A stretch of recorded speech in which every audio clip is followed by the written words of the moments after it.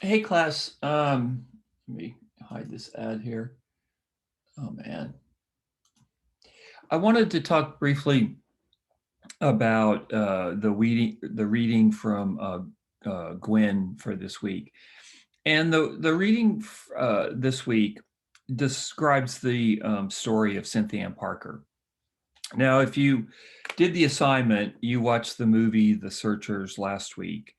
And the movie The Searchers is very, very loosely based on the story of Cynthia Ann Parker. And that's why I show it. It's an exploration of how Hollywood has taken the story and what it did with the story.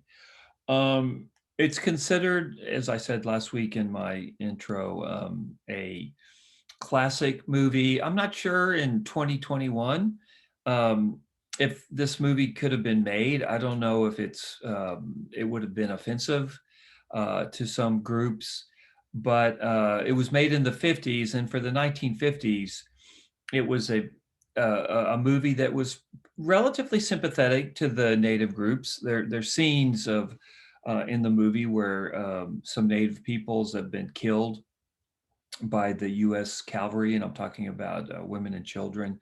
The last scene with John Wayne in Scar. I'm not going to ruin it for you, but it's very, very powerful when the John Wayne character Ethan comes out of the tent, what he's holding in his hand. So it's a very powerful movie in that respect, for especially given the 1950s. It's a grown up movie, really. So this week, you're going to read the actual story of Cynthia Ann Parker, the story of her kidnapping, the kidnapping of her relatives, the birth of her son, Quanah Parker, who becomes the last Comanche chief. So the idea is that last week you saw a Hollywood version of the story, and this week you're going to read about the real story in Gwynne. So I expect very, very little from movies that uh, are made about historical events. There's always going to be details that are wrong. For instance, obviously, Monument Valley, Utah, where the movie shot, is not Texas. I wish it was parts of Texas. It's so gorgeous up there in Utah.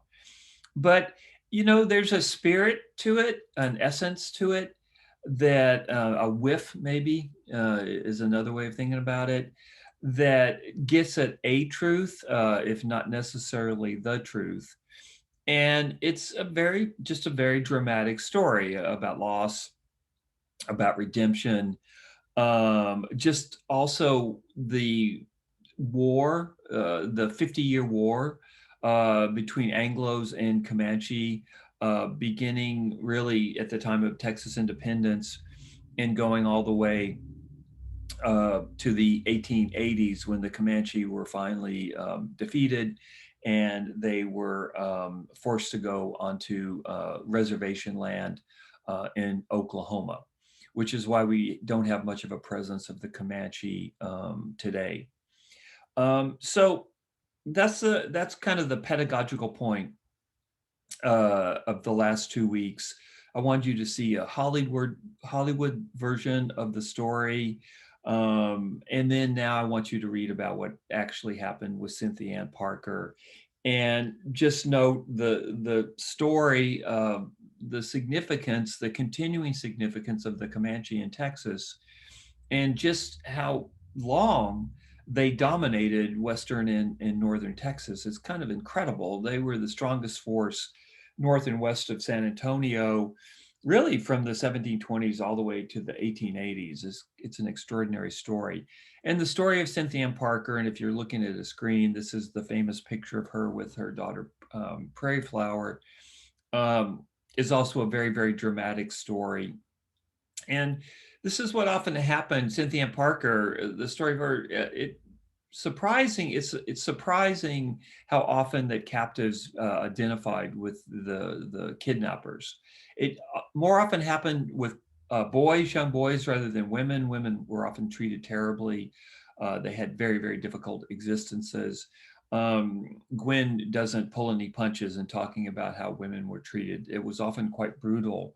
But Cynthia Parker was one woman who not only adapted to Comanche life, but married a very, very famous Comanche chief, and whose son, Quanah, became the last uh, Comanche war chief.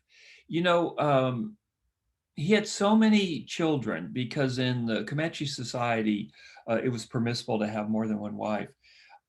Twice in my career at UTSA, I've had students email me saying that they're a descendant of Quanah Parker, which I think is super cool. And one of the reasons I actually love teaching Texas history, I just love how local it is, just how present it is. So anyway, so just wanted to drop in this week with an intro and a brief discussion of what I was thinking about in terms of teaching you, in terms of having you watch the Hollywood version of the Cynthia Ann Parker story, and then having you read about it and what we think actually happened based on the historical sources. It's a pretty incredible Texas story with bigger ramifications that have to do with the, as I say, the 50-year war between the Comanche and the Anglo.